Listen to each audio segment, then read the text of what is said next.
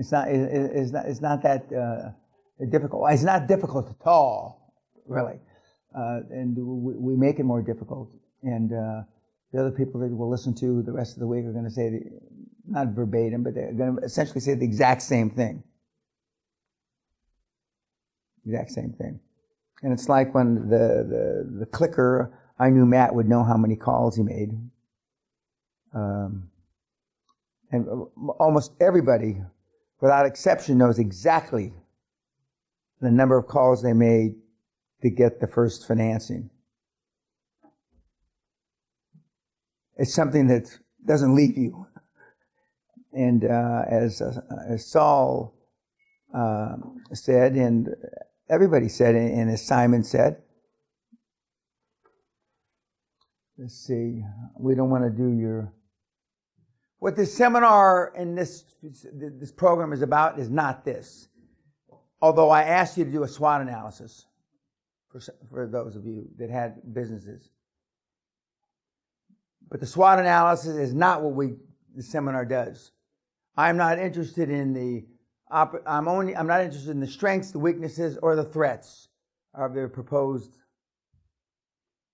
transaction, idea, dream, whatever the fuck you want to call it. I'm only interested, and this deal focuses on the opportunities and making those opportunities come to fruition. That's it. Because most of the threats, weaknesses, and strengths are perceptions. The weaknesses in this program are between your ears. Because the system works. It's like, 2 squared is 4. Period. It's not anything other than 4. And as I said to a couple of you yesterday and today, and this isn't part of the seminar because we're going to give you an exact formula to follow. Exact. But I said you work 100 hours a week for 5 years, I will guarantee you wealth. Whether it's rolling up cockroach farms, goat farms, it doesn't make a difference. But I can't I'm being sarcastic now. I can't get anybody to work 100 hours a week for 5 years. Other than me. And 100 hours a week would have been a short fucking week for me. And you'd think that if 100 hours a week, how old are you? 35. Between now and you're 40, you probably lost all the hair you're going to lose. 100 hours a week for 5 years and you have $1 billion. No. And I picked him just because he's sitting there. No, that wouldn't happen.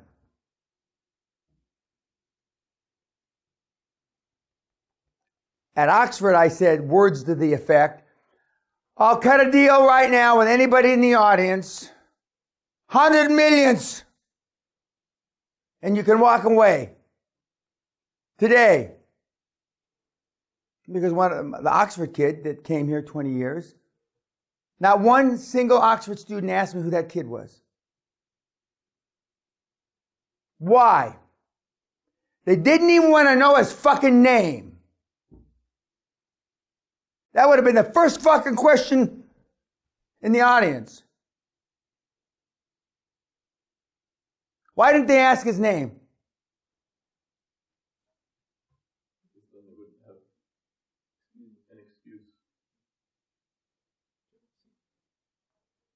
That would have been the first question. I said, let's just assume I'm the devil, and I didn't have my mask with me.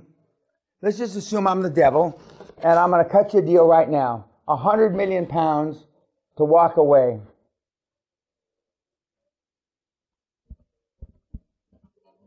That's why I say most people are just bullshitting about. What you want is you want a better life than you got now.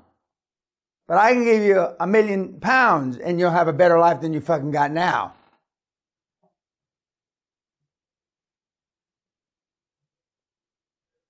So your mind, why do I want to go through all this shit, 100 hours a week? Oh, fuck, all I want is a couple million quid, and it's a couple million pounds. But you don't voice that to the group, and I'm talking to YouTube as well. I mean, shit, why would you go through all that shit for a couple million? You wouldn't. That's the point. This is for big creation of money, not some chicken shit, creation of some smaller amount. But for a guy that comes from, you saw my backyard, no, I can guarantee you nobody on that fucking street since the beginning of time, other than the other guy that I told you about who lived down the street from me, who's 25 years after I did, even knows how many zeros are in a million. It's just, and for some of the guys that are from quasi-ghetto barrios, you know what I'm talking about, Now, it's changed in some of the black communities, the Crips, the Bloods, and they have that money because of drugs. So, they know what a million is. But 40, 50 years ago when I was running around there, they certainly didn't. Okay, but this is not the seminar. This is not the seminar. This is what, for those of you that have graduate degrees and have taken graduate classes, and for the YouTube kids, this is what they talk about. But a SWOT analysis will not make you wealthy. Being able to do a SWOT analysis will not make you wealthy. Being able to find opportunities will make you wealthy. That's the only thing that's important. Being able to find opportunities. And that's why I have frogs on my tie again, different tie, and a different set of frog cufflinks. Because I know that kissing frogs, turning over rocks, I will find other opportunities. And from those opportunities, there's a rule of thumb in private equity. You have to look at 100 deals to do 2. I'm going to say it again. Let me back up. The private equity model is as follows. Private equity meaning, that you read about. A third go bankrupt. These are the investments they already make. A third break even. And a third make money, just make money, at some ROI like you guys asked me about a couple of days ago, which I chuckled at ROI. And then some small fraction of that third make big money. So when you look at 100 deals, you do 2. So that 2% is the 100% that I just described. A toid, and a toid. So of the toid that makes money, you want some portion of them to be the Facebooks, the Instagrams, etc. And we know those are few and far between. It's no different for you guys. You will look at, in your career, in the beginning you may get fortunate, the 5th or 6th deal, you look at it as a great thing and you make it happen. But in a career, you're gonna make about 2% of the deals come to fruition. About 2 out of every 100. Well, I mean, most of you guys, and not you, and most of the YouTubers, have not looked at 100 deals in your whole fucking lives. Okay, that's one set of facts, engineers. The second set of facts is you wouldn't know a deal if it bit you in the dick. So you're looking, but you don't know what you're looking at. So no wonder the industry's got a bad rep. So even the people that have looked at a bunch of deals still wouldn't know a deal if it bit them in the dick. So what it is, it's a recipe for failure. And that's why the guys, my competition, if you want to call them, don't talk about numbers. Because they never did a fucking deal. And they wouldn't know a deal if it bit them in the fucking dick. I got a bunch of response from the $1 billion guy, from the kids. Now that class was called the Weenies, apparently. Somebody emailed me or that was called the Weenies, because we gave every class a name. It was called the Weenies. Somebody reminded me, and they says, well, I guess the Weenies did well. I guess, and then what was he talking about? Then I dawned on me that probably they were called the Weenies, that group. And we've got and we'll pick a name for you, and we'll take a picture of you, and and forevermore you'll be called whatever. But that's it. And so the whole personal investment area is been persuaded by shit that doesn't count. It doesn't count.